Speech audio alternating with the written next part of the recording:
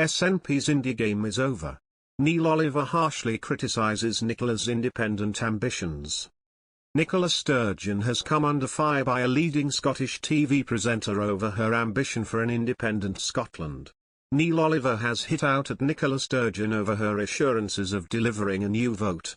The Scottish First Minister said a vote should take place before the end of 2023. She promised that constitutional issues would be dealt with once the coronavirus pandemic is over. Mr. Oliver told, "The problem for Nicola Sturgeon and the SNP is that the majority want the union and always have. I've said over and over again that the result of the referendum in 2014, 55% in favour of retaining the union, 28 local council areas out of 32 voting to retain the union. There's fluctuations here and there, but broadly speaking that is the reality. The majority want the union." The presenter opined, "Everything that the SNP touch turns into a great big pile of steaming doo-doo." Some viewers agreed with Mr. Oliver's claims, taking to Twitter to express their views. One person wrote, "Scotland decays a little more every day under Calamity Sturgeon." As Mr. Oliver says, she has no experience of anything apart from being a politician. A second commenter claimed, "It's all about Nicola Sturgeon and SNP power. Sooner she's out, the better." Another user added, "Clue is in the name, it doesn't matter how many times they lose endless referendums, they will always call for more. Just ignore them." Independence is the predominant issue of Scottish politics, with a significant amount of business at Holyrood filtered to some degree through its prism. Even the most consequential matter of the day, Brexit, has become more a proxy for ongoing arguments over Scotland's constitutional future than an impetus for substantive reflection on its relationship with the rest of Europe. While Scotland's opposition to leaving the EU has been clear and consistent, Brexit has been instrumentalised as a centrepiece in Scottish discourse on power and autonomy.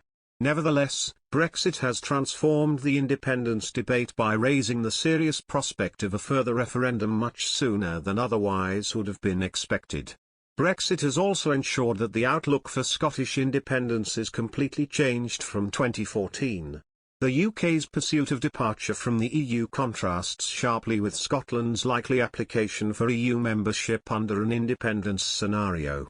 This substantial divergence creates new questions, particularly about Scotland's path to EU accession as a third country and the potentially harder border between Scotland and England, which have only begun to be meaningfully discussed.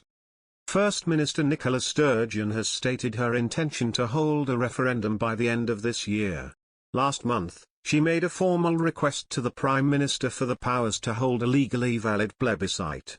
Alongside the request, she published Scotland's Right to Choose, Putting Scotland's Future in Scotland's Hands, the Scottish Government's written case for holding a new vote. Its tenets include the UK's withdrawal from the EU against Scotland's democratic will, the current pro-independence majority of the Scottish Parliament and Scotland returning an overwhelming majority of seats for the Scottish National Party, SNP, at the recent UK general election. Boris Johnson has responded with a one-page letter rejecting a new referendum, without any great detail. Even if the UK government were to agree, at this stage it would be logistically challenging to organise a deliberative referendum for 2020. Separate to the arguments over whether Scotland should become independent, the debate on whether an independence referendum should be held reflects strongly dissonant interpretations of the United Kingdom as a state, the functioning of its constitution and the locus of democratic authority. Scotland's recent precedent of holding the 2014 independence referendum has, perhaps unsurprisingly, formed a cornerstone of the present debate.